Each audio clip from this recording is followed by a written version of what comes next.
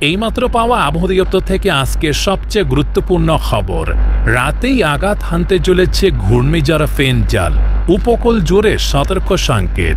আসছে বিক্ষিপ্ত মেঘ বৃষ্টি। সোমবার পর্যন্ত দুই বাংলার একাধিক জেলায় মেঘলা আকাশ ও বিক্ষিপ্ত বৃষ্টির পূর্বাভাস এমনটা জানাচ্ছেন আবহাওয়া দপ্তর।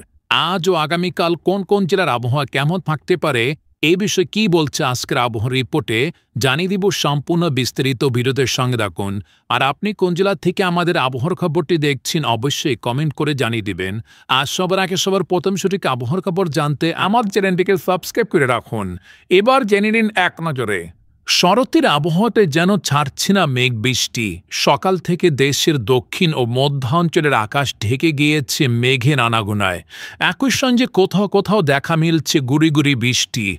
এই অবস্থায় আবহাওয়ার পূর্বাভাস বলছে বঙ্গোপসাগরে সৃষ্টি হওয়া ঘূর্ণিঝড় ফেঞ্জালের প্রভাবে আগামী ২৪ ঘন্টার মধ্যে দেশের দক্ষিণ ও মধ্যাঞ্চলের একাধিক জেলার বিক্ষিপ্ত আকারে বৃষ্টি বা গুড়ি গুড়ি বৃষ্টি হতে পারে। তবে এই পরিস্থিতি আগামী সোমবার পর্যন্ত চলমান থাকতে পারে বলে জানিয়েছেন আবহাওয়াবিদরা।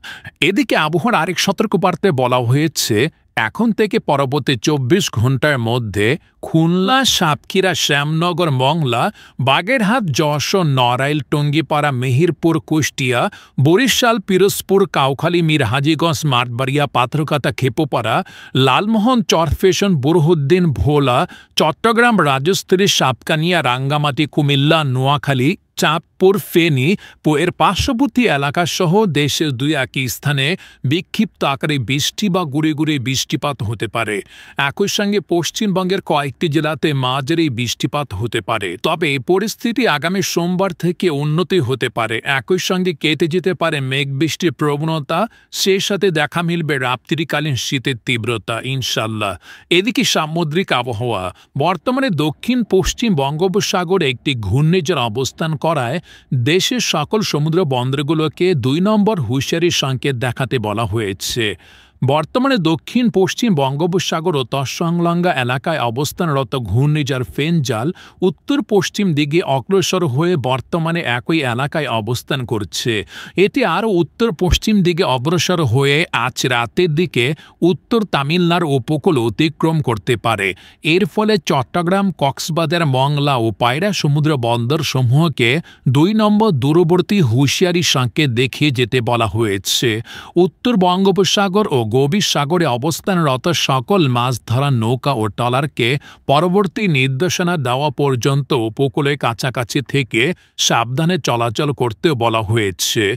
এদিকে বাংলাদেশের আবহাওয়াবিদ মোহাম্মদ ওমর ফারুক জানান, আজ সকাল ৯টা থেকে পরবর্তী ২৪ ঘন্টায় খুলনা, বরিশাল ও চট্টগ্রাম বিভাগের ২-১টি জায়গায় হালকা বৃষ্টি হতে পারে।